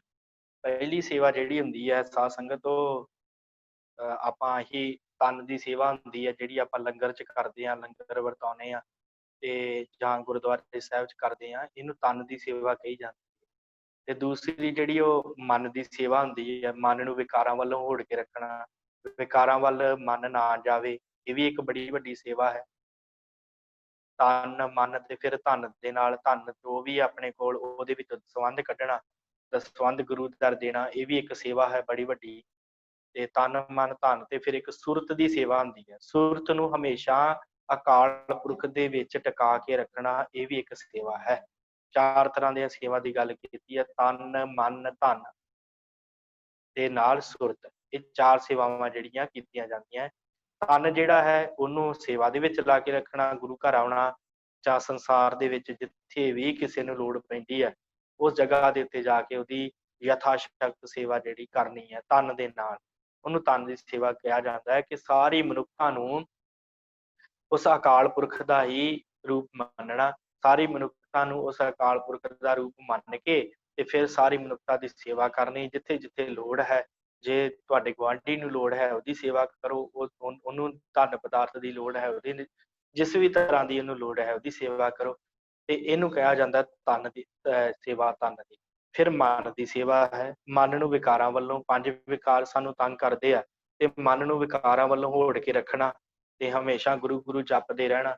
ਜੋ ਗੁਰਬਾਣੀ ਦੀਆਂ ਪੰਕਤੀਆਂ ਹਨ, ਮਨ ਜੇ ਵਿਕਾਰਾਂ ਵੱਲ ਜਾਵੇ, 5 ਵਿਕਾਰਾਂ ਵੱਲ, ਤੇ ਉਸ ਸਮੇਂ ਫਿਰ ਸਤਿਗੁਰੂ ਦੇ ਹਜ਼ੂਰ ਅਰਦਾਸ ਕਰਨੀ ਹੈ ਕਿ ਸਤਿਗੁਰੂ ਜੀ ਹੁਣ ਕਿਹੜੇ ਪਾਸੇ ਨੂੰ ਜਾਇਆ ਜਾਵੇ, ਆਪ ਜੀ ਹੀ ਸਹਾਈ ਹੋ। ਫਿਰ ਕਾਮ ਕ੍ਰੋਧ ਲੋਭ ਝੂਠ ਨਿੰਦਾ ਇਣਤੇ ਆਪ ਬਚਾਓ, ਇਹ ਭੀਤਰ ਤੇ ਨਿਕਲ ਡਾਰੋ ਆਪਨ ਨਿਕਟ ਬੁਲਾਵੋ। ਇਸ ਤਰ੍ਹਾਂ ਕਰਕੇ ਗੁਰਬਾਣੀ ਦੀ ਸ਼ਬਦ ਪੜ੍ਹ ਕੇ ਮਨ ਨੂੰ ਜਿਹੜਾ ਆ ਉਹ ਇਹਨਾਂ ਵਿਕਾਰਾਂ ਵੱਲੋਂ ਹਟਾ ਕੇ ਰੱਖਣਾ ਹੈ ਤੇ ਗੁਰੂ ਦੀ ਸ਼ਰਨ ਦੇ ਵਿੱਚ ਲੈ ਕੇ ਆਉਣਾ ਮਨ ਨੂੰ, ਇਹ ਵੀ ਬੜੀ ਵੱਡੀ ਸੇਵਾ ਹੈ। ਫਿਰ ਧਨ ਦੀ ਸੇਵਾ, ਵੀ ਤੁਹਾਡੇ ਕੋਲ ਇਹ ਹਰ ਸਿੱਖ ਦਾ ਫਰਜ਼ ਬਣਦਾ ਹੈ। ਇਹ ਹਰ ਸਿੱਖ ਕਿਤੇ ਵੀ ਆ ਵਾਸ ਰਿਹਾ, ਕੋਈ ਵੀ ਕਾਰਜ ਕਰ ਰਿਹਾ, ਤੇ ਜੇ ਉਹ 100 ਰੁਪਇਆ ਦਿਹਾੜੀ ਪਾਉਂਦਾ ਤੇ ਉਹਦੇ ਵਿੱਚੋਂ 90 ਰੁਪਏ ਉਹਦੇ ਹਨ ਤੇ 10 ਰੁਪਏ ਗੁਰੂ ਦੇ। ਦਸਵੰਧ ਇਹਨੂੰ ਕਹਿੰਦੇ ਆ। ਕਿ ਜੇ ਕੋਈ ਵੀ ਸਿੱਖ ਕਿਤੇ ਵੀ ਕੋਈ ਵੀ ਕਾਰਜ ਕਰਦਾ ਹੈ, ਇਹ ਦਸਵੰਧ ਗੁਰੂ ਦਾ ਹੁਕਮ ਹੈ ਕੱਢਣਾ। ਹਰ ਸਿੱਖ ਨੂੰ 10ਵਾਂ ਹਿੱਸਾ ਆਪਣੀ ਕਿਰਤ ਕਮਾਈ ਚੋਂ ਕੱਢਣਾ ਚਾਹੀਦਾ। ਤੇ ਜੇ ਉਹ 100 ਰੁਪਇਆ ਕਮਾਉਂਦਾ ਤੇ ਉਹਦੇ ਵਿੱਚੋਂ 10 ਰੁਪਏ, ਜੇ 1000 ਕਮਾਉਂਦਾ ਤੇ ਉਹਦੇ ਵਿੱਚੋਂ 100 ਰੁਪਇਆ ਕੱਢਣਾ ਗੁਰੂ ਦਾ ਹੈ। ਤੇ ਇਹ ਬੜਾ ਜ਼ਰੂਰੀ ਹੈ, ਇਹਨੂੰ ਕਹਿੰਦੇ ਧਨ ਦੀ ਸੇਵਾ। ਫਿਰ ਉਸ ਪੈਸੇ ਨੂੰ ਕਿਤੇ ਕਾਰਜ ਦੇ ਉੱਤੇ, ਗੁਰੂ ਘਰ ਕੋਈ ਲੋੜ ਹੈ ਉੱਥੇ ਵਰਤ ਲੈਣਾ, ਜਾਂ ਕਿਸੇ ਵੀ ਲੋੜਵੰਦ ਨੂੰ ਜ਼ਰੂਰਤ ਹੈ ਉਹਦੀ ਯਥਾ ਸ਼ਕਤ ਉਸ ਧਨ ਦੇ ਨਾਲ ਜਿਹੜੀ ਹੈ, ਜਿੰਨੀ ਜ਼ਰੂਰਤ ਹੈ ਉਹਨੂੰ, ਉਸ ਧਨ ਦੇ ਨਾਲ ਉਹਦੀ ਸੇਵਾ ਕਰਨੀ, ਇਹ ਇੱਕ ਬੜੀ ਵੱਡੀ ਜਿਹੜੀ ਹੈ ਸੇਵਾ, ਧਨ ਦੀ ਸੇਵਾ ਆ ਜਾਂਦੀ। ਫਿਰ ਉਸ ਤੋਂ ਬਾਅਦ ਆ ਜਾਂਦੀ ਹੈ ਤਨ ਮਨ ਧਨ, ਤੇ ਫਿਰ ਉਸ ਤੋਂ ਬਾਅਦ ਸਭ ਤੋਂ ਉੱਚੀ ਤੇ ਸਰਵੋਤਮ ਸੇਵਾ ਜਿਹੜੀ ਹੈ ਉਹ ਹੈ ਸੁਰਤ ਦੀ ਸੇਵਾ। ਕਿ ਸਾਡੀ ਜਿਹੜੀ ਸੁਰਤ ਹੈ ਨਾ, ਸਾਡੀ ਸੁਰਤ ਉਹ ਅਕਾਲ ਪੁਰਖ ਦੇ ਚਰਨਾਂ 'ਚ ਸਦੀਵੀ ਟਿਕੀ ਰਵੇ, ਹਰ ਵੇਲੇ ਟਿਕੀ ਰਵੇ। ਜੇ ਅਸੀਂ ਦੁਕਾਨ ਤੇ ਬੈਠੇ ਹਾਂ ਤਾਂ ਵੀ ਜਿਹੜਾ ਚਿੱਤ ਹੈ ਉਹ ਨਿਰੰਕਾਰ ਵੱਲ ਹੋਵੇ, ਤੇ ਜੇ ਅਸੀਂ ਕੋਈ ਕਾਰੋਬਾਰ ਕਰ ਰਹੇ ਹਾਂ ਤਾਂ ਵੀ ਉਹਦੇ ਉਸ ਨਿਰੰਕਾਰ ਦੇ ਵਿੱਚ ਚਿੱਤ ਜੁੜਿਆ ਰਵੇ। ਇਹ ਨਹੀਂ ਕਿ ਅੰਮ੍ਰਿਤ ਵੇਲੇ ਹੀ ਬਾਣੀ ਪੜ੍ਹਦੀ ਤੇ ਸ਼ਾਮ ਨੂੰ ਪੜ੍ਹਦੀ ਤੇ ਰਾਤ ਨੂੰ ਸੌਣ ਲੱਗਿਆਂ ਪੜ੍ਹ ਕੇ ਸਮਾਪਤੀ।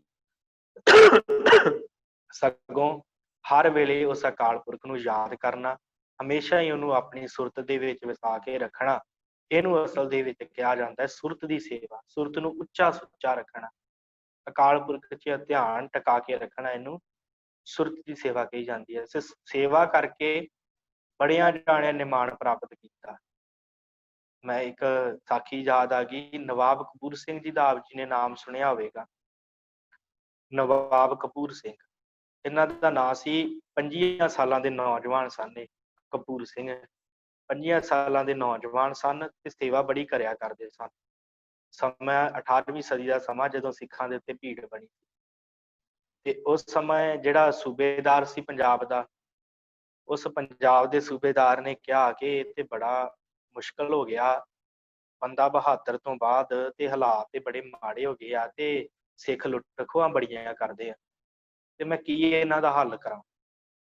ਤੇ ਕਿਸੇ ਨੇ ਇਹਨੂੰ ਰਾਏ ਦਿੱਤੀ, ਸਮਝਾਇਆ ਕਿ ਤੂੰ ਇੰਜ ਕਰ ਕੇ ਸਿੱਖਾਂ ਨਾਲ ਸੰਧੀ ਕਰ ਲਾ, ਤੇ ਸਿੱਖਾਂ ਨਾਲ ਸੰਧੀ ਕਰ ਲੇਗਾ ਤੇ ਤੇਰਾ ਬੜਾ ਫਾਇਦਾ ਹੈ, ਕਿਉਂਕਿ ਸਿੱਖ ਜਿਹੜੇ ਆ, ਜੇ ਸੰਧੀ ਕਰ ਲੇਗਾ ਤੇ ਉਹ ਵੀ ਲੁੱਟ ਖੋਹਾਂ ਤੋਂ ਬਚ ਜਾਣਗੇ, ਤੇ ਉਹਦੇ ਨਾਲ ਕੀ ਹੋਏਗਾ, ਤੇਰਾ ਰਾਜ ਵੀ ਚੰਗਾ ਰਹੂਗਾ।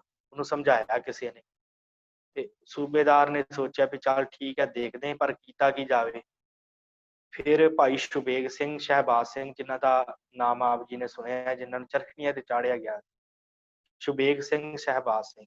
ਸ਼ਹਿਬਾਜ਼ ਸਿੰਘ ਪੁੱਤਰ ਸਨ ਸੁਬੇਗ ਸਿੰਘ ਜੀ ਦੇ, ਤੇ ਸੁਬੇਗ ਸਿੰਘ ਜੀ ਇਸ ਜੋ ਲਾਹੌਰ ਦਰਬਾਰ ਦੇ ਵਿੱਚ ਉਸ ਸਮੇਂ ਉੱਥੇ ਸੇਵਾਵਾਂ ਨਿਭਾਇਆ ਕਰਦੇ ਸਨ, ਤੇ ਇਹਨਾਂ ਨੂੰ ਸੱਦਿਆ ਗਿਆ ਕਿ ਭਾਈ ਸਿੱਖਾਂ ਦੇ ਨਾਲ ਸਾਡੀ ਸੰਧੀ ਕਰਾ, ਤੇਰੀ ਸਿੱਖਾਂ ਦੇ ਨਾਲ ਵੱਡੀ ਬਣਦੀ ਹੈ, ਤੇ ਤੂੰ ਸੰਧੀ ਕਰਾ ਸਾਡੀ ਸਿੱਖਾਂ ਦੇ ਨਾਲ ਕਿਸੇ ਕਿਸੇ ਢੰਗ ਦੇ ਨਾਲ, ਕਿ ਸਿੱਖ ਜਿਹੜਾ ਸਾਡੇ ਨਾਲ ਮੰਨ ਜਾਣ ਤੇ ਲੁੱਟਾਂ ਖੋਹਾਂ ਨਾ ਕਰਨ, ਕੋਈ ਐਸਾ ਢੰਗ ਅਪਣਾਈਏ। ਤੇ ਸੁਬੇਗ ਸਿੰਘ ਨੇ ਰਾਏ ਦਿੱਤੀ ਕਿ ਤੁਸੀਂ ਇੰਜ ਕਰੋ, ਉਹਨਾਂ ਨੂੰ ਇੱਕ ਜਿਹੜੀ ਹੈ ਨਾ ਨਵਾਬੀ ਪੇਸ਼ ਕਰੋ ਸਿੱਖਾਂ ਨੂੰ, ਉਹਨਾਂ ਨੂੰ ਇੱਕ ਪੁਸ਼ਾਕ ਪੇਸ਼ ਕਰ ਦਿਓ, ਨਵਾਬੀ ਪੇਸ਼ ਕਰ ਦਿਓ, ਤੇ ਕੁਝ ਕੁ ਜਿਹੜੀ ਜ਼ਮੀਨ ਆ ਸਿੱਖਾਂ ਦੇ ਨਾਮ ਲਾ ਦਿਓ, ਜਿਹਦੇ ਨਾਲ ਸਿੱਖ ਜਿਹੜੇ ਆ ਉਹ ਆਪਣਾ ਕਾਰੋਬਾਰ ਵਧੀਆ ਚਲਾ ਸਕਣ, ਤੇ ਉਹਨਾਂ ਨੂੰ ਟੈਕਸ ਉਸ ਜ਼ਮੀਨ ਦਾ ਮਿਲਿਆ ਕਰੇ, ਤੇ ਉਹ ਵੀ ਫਿਰ ਲੁੱਟਾਂ ਖੋਹਾਂ ਕਾਰਨ ਤੋਂ ਹਟ ਜਾਣਗੇ। ਐਸਾ ਤਰੀਕਾ ਅਪਣਾਈਏ। ਤੇ ਉਹ ਫਿਰ ਸੂਬੇਦਾਰ ਨੇ ਕਿਹਾ, ਪਰ ਠੀਕ ਹੈ, ਤੂੰ ਇੰਜ ਕਰ, ਮੈਨੂੰ ਕੱਲ ਹੀ ਦਿੱਲੀ ਤੋਂ ਪੁਸ਼ਾਕ ਆਈ ਆ, ਤੇ ਤੂੰ ਉਹ ਪੁਸ਼ਾਕ ਲੈ ਜਾ ਨਵਾਬੀ ਦੀ, ਉਹ ਲੈ ਜਾ ਕੇ ਤੇ ਸਿੱਖਾਂ ਦੇ ਅੱਗੇ ਰੱਖ ਕੇ, ਤੇ ਉਹਨਾਂ ਨੂੰ ਕਹਿ ਵੀ ਤੁਹਾਨੂੰ ਨਵਾਬੀ ਦਿੱਤੀ। ਤੇ ਅੰਮ੍ਰਿਤਸਰ ਦੇ ਨਾਲ ਦੇ ਜਿੰਨੇ ਪਿੰਡ ਹਨ, 24-25 ਪਿੰਡ ਸਨ, ਕਹਿੰਦੇ ਜਿੰਨੇ ਵੀ ਅੰਮ੍ਰਿਤਸਰ ਦੇ ਨਾਲ ਲੱਗਦੇ 24-25 ਪਿੰਡ ਹਨ, ਉਹਨਾਂ ਦੇ ਉੱਤੇ ਸਿੱਖਾਂ ਦੀ ਹਕੂਮਤ ਰਹੇਗੀ, ਉਹ ਸਿੱਖਾਂ ਨੂੰ ਦਿੱਤੇ। ਤੇ ਜਿਹੜਾ ਇਹ ਸਿੱਖ ਨਵਾਬੀ ਧਾਰਨ ਕਰੇਗਾ, ਇਹ ਪੁਸ਼ਾਕ ਪਹਿਨੇਗਾ, ਉਹ ਸਿੱਖ ਦੇ ਅਧੀਨ ਉਹ ਸਾਰਾ ਕੁਝ, ਉਹ ਤੇ ਉੱਥੋਂ ਦਾ ਟੈਕਸ ਜੋ ਵੀ ਇਕੱਠਾ ਹੋਏਗਾ, ਉਹ ਸਾਰਾ ਉਸ ਸਿੱਖ ਨੂੰ ਦਿੱਤਾ ਜਾਏਗਾ। ਤੇ ਇਸੇ ਤਰ੍ਹਾਂ ਫਿਰ ਭਾਈ ਸਾਹਿਬ ਸੁਬੇਗ ਸਿੰਘ ਨੇ ਉਹ ਪੁਸ਼ਾਕ ਲਈ ਨਵਾਬੀ ਦੀ, ਉਹ ਲੈ ਕੇ ਪੁਸ਼ਾਕ ਤੇ ਇੱਥੇ ਆਏ, ਜਿੱਥੇ ਸਿੱਖ ਬੈਠੇ ਸਨ ਅਕਾਲ ਤਖਤ ਸਾਹਿਬ ਤੇ। ਇੱਥੇ ਆਏ ਤੇ ਇੱਥੇ ਆਣ ਕੇ ਤੇ ਇਹਨਾਂ ਨੇ, ਕਹਿੰਦੇ ਕਿ ਦੂਰੋਂ ਹੀ ਘੋੜੇ ਤੇ ਉਤਰ ਗਏ ਸਨ ਸੁਬੇਗ ਸਿੰਘ, ਬੜਾ ਸਤਿਕਾਰ ਸੀ ਇਹਨਾਂ ਦੇ ਮਨ ਵਿੱਚ। ਦੂਰੋਂ ਘੋੜੇ ਤੋਂ ਉਤਰ ਕੇ ਪੈਦਲ ਚੱਲ ਕੇ ਨੇੜੇ ਆਏ, ਆਣ ਕੇ ਫਤਿਹ ਬੁਲਾਈ, ਤੇ ਫਤਿਹ ਬੁਲਾ ਕੇ ਹਾਲ ਚਾਲ ਪੁੱਛਿਆ ਸਿੱਖਾਂ ਨੇ। ਭਾਈ ਉਸ ਸਮੇਂ ਬਾਬਾ ਦੀਪ ਸਿੰਘ ਤੇ ਹੋਰ ਕਾਫੀ ਮੋਹਤਵਾਰ ਸਿੱਖ ਉੱਥੇ ਹਾਜ਼ਰ ਸਨ, ਤੇ ਉਹਨਾਂ ਨੇ ਹਾਲ ਚਾਲ ਪੁੱਛਿਆ ਕਿ ਭਾਈ ਸਿੱਖਾ ਕਿਵੇਂ ਆਉਣਾ ਹੋਇਆ, ਕਿਵੇਂ ਹੈ ਤੇਰਾ ਲਾਹੌਰ ਦਰਬਾਰ, ਸਾਨੂੰ ਪਤਾ ਲੱਗਾ ਤੂੰ ਸਰਕਾਰੀ ਨੌਕਰ ਹੈ ਉੱਥੇ। ਤੇ ਸਾਰੀ ਗੱਲਬਾਤ ਚੱਲੀ, ਤੇ ਉਹਨਾਂ ਕਿਹਾ ਵੀ ਭਾਈ ਸਾਹਿਬ ਮੈਂ ਇੱਕ ਕਾਰਜ ਕਰਨ ਵਾਸਤੇ ਆਇਆ, ਜੇ ਆਪ ਜੀ ਦੀ ਆਗਿਆ ਹੋਵੇ ਦੱਸਾਂ। ਤੇ ਭਾਈ ਬੁੱਢਾ ਸਿੰਘ, ਬਾਬਾ ਦੀਪ ਸਿੰਘ ਤੇ ਹੋਰ ਜਿੰਨੇ ਵੀ ਮੋਹਤਬਾਰ ਸਿੱਖ ਸਨ, ਸਰ ਨੇ ਕਿਹਾ ਦੱਸੋ ਜੀ, ਆਪ ਜੀ ਬੜੇ ਚੜ੍ਹਦੀ ਕਲਾ ਵਾਲੇ ਸਿੱਖ ਹੋ, ਤੁਹਾਡੀ ਗੱਲ ਨਹੀਂ ਮੋੜਨੀ, ਦੱਸੋ ਕੀ ਗੱਲ ਹੈ। ਤੇ ਉਹਨਾਂ ਦੱਸਣਾ ਸ਼ੁਰੂ ਕੀਤਾ ਕਿ ਗੱਲ ਇੰਝ ਆ ਕਿ ਤੁਸੀਂ ਜਿਹੜਾ ਲੁੱਟਾਂ ਖੋਹਾਂ ਕਰਦੇ ਹੋ, ਆਸੇ ਪਾਸੇ ਦੇ ਉੱਤੋਂ ਵਜ਼ੀਰਾਂ ਨੂੰ ਲੁੱਟਦੇ ਹੋ, ਤੇ ਤੁਸੀਂ ਉਹ ਲੁੱਟ ਖੋਹ ਬੰਦ ਕਰ ਦਿਓ। ਤੇ ਸਿੱਖਾਂ ਨੇ ਕਿਹਾ ਕਿ ਜੇ ਅਸੀਂ ਲੁੱਟ ਖੋਹ ਬੰਦ ਕਰ ਦਈਏ ਖਾਵਾਂਗੇ ਕਿੱਥੋਂ, ਤੇ ਸਰਕਾਰ ਸਾਨੂੰ ਕੰਮ ਧੰਦਾ ਕੋਈ ਕਰ ਨਹੀਂ ਦਿੰਦੀ। ਤੇ ਜਦੋਂ ਅਸੀਂ ਸ਼ਹਿਰਾਂ ਵੱਲ ਨੂੰ ਜਾਂਦੇ ਹਾਂ ਤੇ ਸਾਡੇ ਉੱਤੇ ਜਿਹੜਾ ਆ ਲਾਹੌਰ ਵੱਲ ਨੂੰ ਜਾਂਦੇ ਜਾਂ ਹੋਰ ਕੰਮ ਕਰਨ ਲੱਗਦੇ ਆ, ਤੇ ਸਾਨੂੰ ਫੜ ਫੜ ਕੇ ਜੇਲ੍ਹਾਂ 'ਚ ਬੰਦ ਕੀਤਾ ਜਾਂਦਾ, ਤੇ ਅਸੀਂ ਕਿੱਥੋਂ ਜਿਹੜਾ ਆਪਣਾ ਕਾਰਜ ਚਲਾਉਣਾ। ਤੇ ਫਿਰ ਸੁਬੇਗ ਸਿੰਘ ਜੀ ਨੇ ਨਵਾਬੀ ਦੀ ਪੁਸ਼ਾਕ ਅੱਗੇ ਕੀਤੀ। ਕਹਿੰਦੇ ਕਿ ਆਹ ਦਿੱਲੀ ਦਰਬਾਰ ਤੋਂ ਲਾਹੌਰ ਜਿਹੜੀ ਹੈ ਇਹ ਪੁਸ਼ਾਕ ਆਈ ਹੈ, ਤੇ ਲਾਹੌਰ ਦੇ ਸੂਬੇਦਾਰ ਨੇ ਇਹ ਜਿਹੜੀ ਪੁਸ਼ਾਕ ਹੈ ਨਾ, ਇਹ ਤੁਹਾਡੇ ਵਾਸਤੇ ਭੇਜੀ ਹੈ ਕਿ ਜਿਹੜਾ ਵੀ ਸਿੱਖ ਇਹਨੂੰ ਧਾਰਨ ਕਰੇਗਾ ਉਹ 25 ਪਿੰਡਾਂ ਦਾ ਮਾਲਕ ਹੋਏਗਾ, ਜਿਹੜੇ ਅੰਮ੍ਰਿਤਸਰ ਦੇ ਨਾਲ ਲੱਗਦੇ। 25 ਪਿੰਡਾਂ ਦਾ ਮਾਲਕ ਹੋਏਗਾ। ਉੱਥੋਂ ਦੀ ਜਿੰਨੀ ਵੀ ਟੈਕਸ ਜੋ ਵੀ ਹੈ ਉਹ ਇਕੱਠਾ ਕਰਕੇ, ਮੇਰੇ ਸਿਪਾਹੀ ਇਕੱਠਾ ਕਰਕੇ, ਲਾਹੌਰ ਦਾ ਸੂਬੇਦਾਰ ਕਹਿੰਦਾ ਮੇਰੇ ਸਿਪਾਹੀ ਉਹ ਸਾਰਾ ਟੈਕਸ ਇਕੱਠਾ ਕਰਕੇ ਤੁਹਾਨੂੰ ਦਿਆ ਕਰਨ, ਜਿਹੜਾ ਸਿੱਖ ਇਸ ਨਵਾਬੀ ਦੀ ਪੁਸ਼ਾਕ ਨੂੰ ਪਹਿਨੇਗਾ। ਤੇ ਸਿੱਖਾਂ ਨੇ ਪਹਿਲਾਂ ਤੇ ਮਨਾ ਕਰ ਦਿੱਤਾ, ਕਹਿੰਦੇ ਖਾਲਸਾ ਜਿਹੜਾ ਹੈ ਉਹ ਤੇ ਪਾਤਸ਼ਾਹ ਹੈ, ਖਾਲਸਾ ਕਿਸੇ ਦੇ ਅਧੀਨ ਨਹੀਂ ਹੈ, ਖਾਲਸਾ ਕਿਸੇ ਦੇ ਕੋਲ ਨਵਾਬੀ ਕਿਉਂ ਲਵੇਗਾ। ਖਾਲਸਾ ਨੂੰ ਤੇ ਸਤਿਗੁਰਾਂ ਨੇ ਆਪ ਜਿਹੜਾ ਪਰਮਾਤਮਾ ਦਾ ਰੂਪ ਸਾਜਿਆ ਹੈ, ਤੇ ਖਾਲਸਾ ਕਿਸੇ ਦੇ ਅਧੀਨ ਥੋੜੀ ਕੰਮ ਕਰੇਗਾ। ਪਰ ਭਾਈ ਸੁਬੇਗ ਸਿੰਘ ਨੇ ਬੜੀ ਗੱਲ ਸਮਝਾਈ ਕਿ ਖਾਲਸਾ ਜੀ ਦੇ ਨਾਲ ਸਾਡਾ ਬੜਾ ਫਾਇਦਾ ਹੈ, ਤੁਸੀਂ ਜੇ ਨਵਾਬੀ ਦੀ ਪੁਸ਼ਾਕ ਲੈ ਲਓਗੇ, ਇਹਦੇ ਨਾਲ ਸਾਡੇ ਸਿੱਖ ਧਰਮ 'ਚ ਬੜਾ ਵਾਧਾ ਹੋਵੇਗਾ। ਨਵੇਂ ਨਵੇਂ ਸਿੱਖ ਜਿਹੜੇ ਆਉਣਗੇ ਉਹਨਾਂ ਨੂੰ ਸ਼ਸਤਰ ਵਿਦਿਆ ਸਿਖਾਵਾਂਗੇ, ਉਹਨਾਂ ਨੂੰ ਧਰਮ ਦੀ ਸਿੱਖਿਆ ਦੇਵਾਂਗੇ। ਲੜਾਈ ਝਗੜੇ ਨਾਲੋਂ ਇਹ ਕੰਮ ਚੰਗਾ ਨਹੀਂ ਹੈ ਕਿ ਸਾਡੇ ਸਿੱਖ ਧਰਮ ਦੇ ਵਿੱਚ ਪ੍ਰਫੁੱਲਤਾ ਹੋਵੇ। ਨਵੇਂ ਸਿੱਖ ਆਉਣਗੇ, ਉਹ ਸਿੱਖਿਆ ਧਾਰਨ ਕਰਨਗੇ, ਗੁਰਬਾਣੀ ਪੜ੍ਹਨਗੇ, ਉਹਨਾਂ ਨੂੰ ਗੁਰਬਾਣੀ ਪੜ੍ਹਾਇਆ ਕਰਾਂਗੇ, ਤੇ ਇਹ ਸਮਾਂ ਟਲ ਜਾਵੇਗਾ। ਜਿੱਥੇ ਅਸੀਂ ਰੋਜ਼ ਤਿਆਰ ਰਹਿੰਦੇ ਹਾਂ ਲੜਨ ਵਾਸਤੇ, ਉੱਥੇ ਅਸੀਂ ਆਪਣੇ ਆਪ ਨੂੰ ਸਟੈਬਲਿਸ਼ਡ ਕਰਨ ਵਾਸਤੇ, ਆਪਣੇ ਆਪ ਨੂੰ ਸਥਾਪਿਤ ਕਰਨ ਵਾਸਤੇ ਤੇ ਆਪਣਾ ਬੜਾ ਯੋਗਦਾਨ ਦੇ ਸਕਦੇ। ਤੇ ਜਦੋਂ ਇਹ ਸਾਰੀ ਗੱਲ ਸੁਣੀ ਸਿੱਖਾਂ ਨੇ, ਤੇ ਫਿਰ ਇੱਕ ਦੂਜੇ ਵੱਲ ਵੇਖਣ ਲੱਗ ਪਏ, ਭਾਈ ਤੂੰ ਪੁਸ਼ਾਕ ਲੈ ਲਾ ਨਵਾਬੀ ਦੀ, ਤੂੰ ਪੁਸ਼ਾਕ ਲੈ ਲਾ। ਹਰ ਕੋਈ ਕਵੇ ਕਿ ਮੈਂ ਨਹੀਂ ਪੁਸ਼ਾਕ ਲੈਣੀ। ਭਾਈ ਅੱਜ ਵਾਂਗੂ ਸਿੱਖ ਨਹੀਂ ਸਨ, ਜਿਵੇਂ ਅੱਜ ਕਹਿ ਦਿੰਦੇ ਭਾਈ ਮੈਨੂੰ ਤੇ ਪਹਿਲੋਂ ਅੱਗੇ ਹੋਣਾ ਦਿਓ ਤੇ ਬਾਕੀ ਤੇ ਪਿੱਛੇ ਹੋ ਜਾਓ ਨਾ, ਮੈਂ ਸਭ ਤੋਂ ਪਹਿਲਾਂ ਤੁਹਾਡੀ ਅਗਵਾਈ ਕਰਾਂਗੇ, ਇਵੇਂ ਦੇ ਸਿੱਖ ਨਹੀਂ ਸਨ।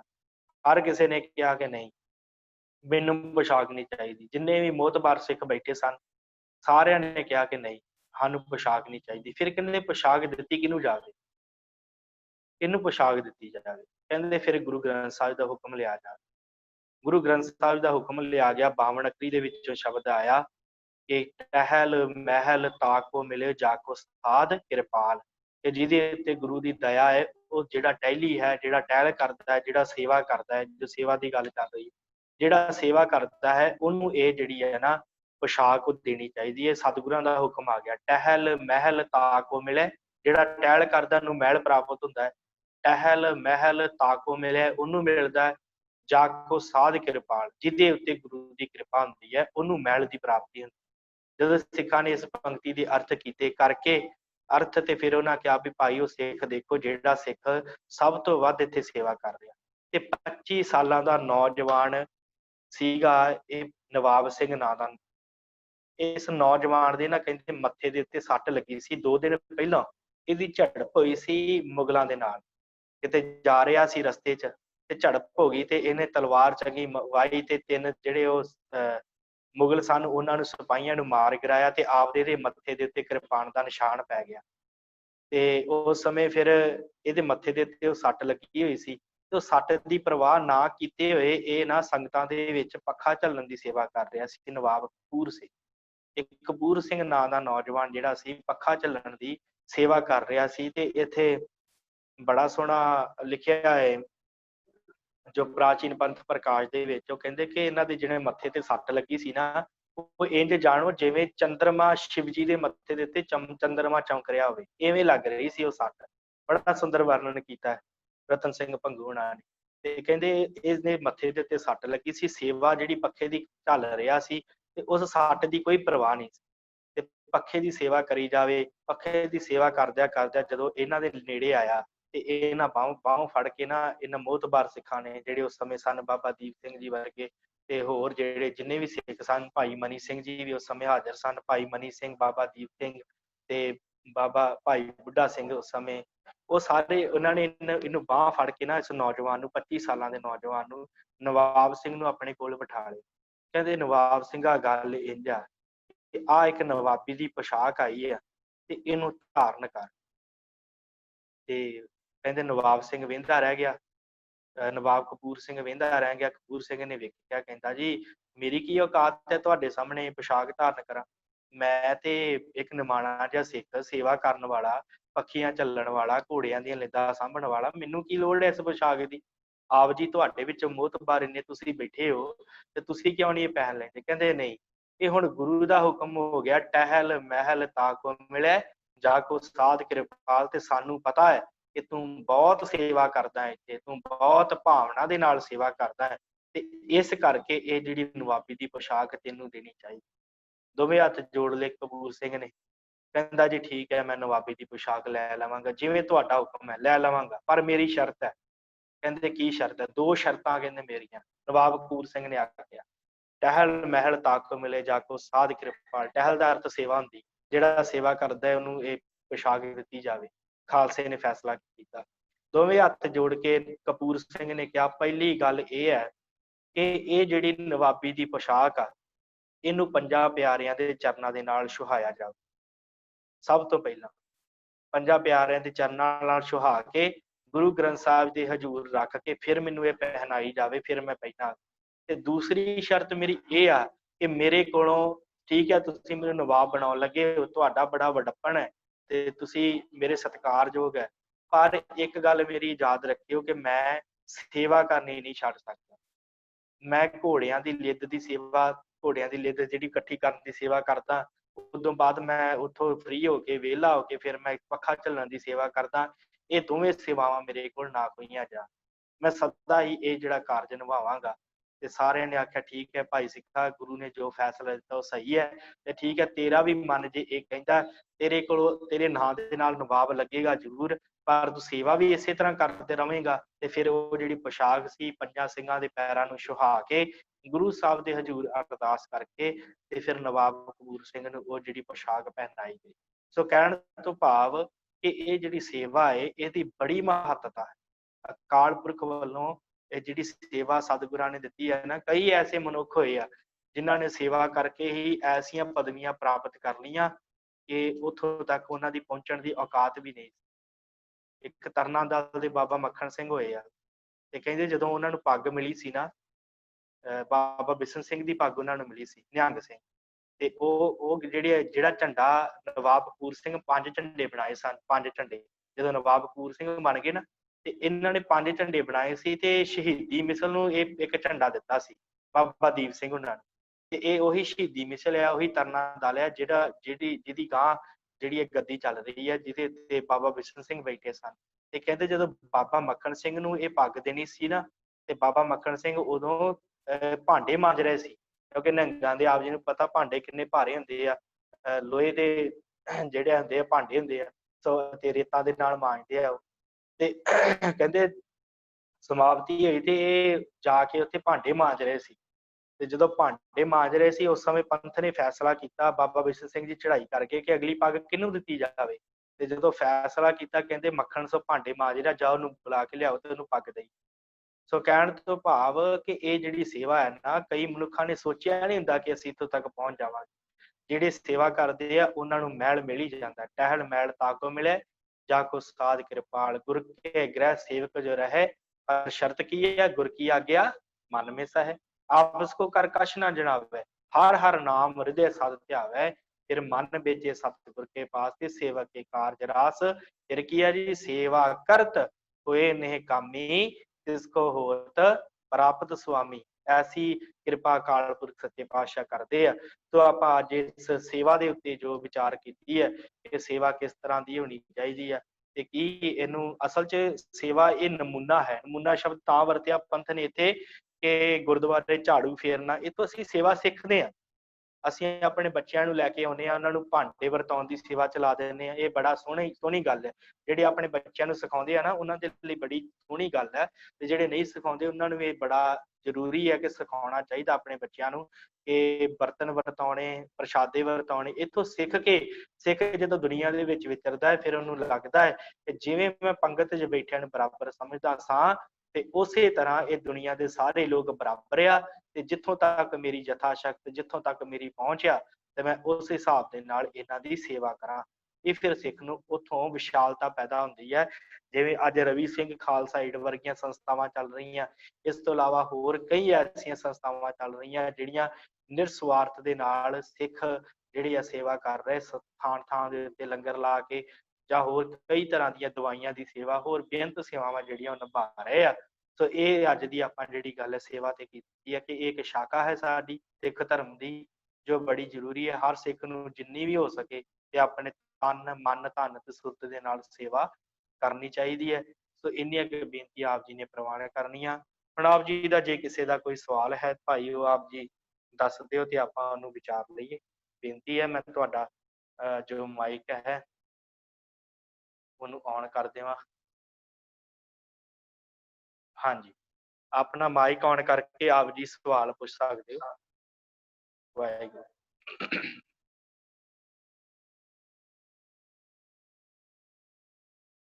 ਹਾਂਜੀ, ਨਹੀਂ ਕਿਸੇ ਦਾ ਸਵਾਲ?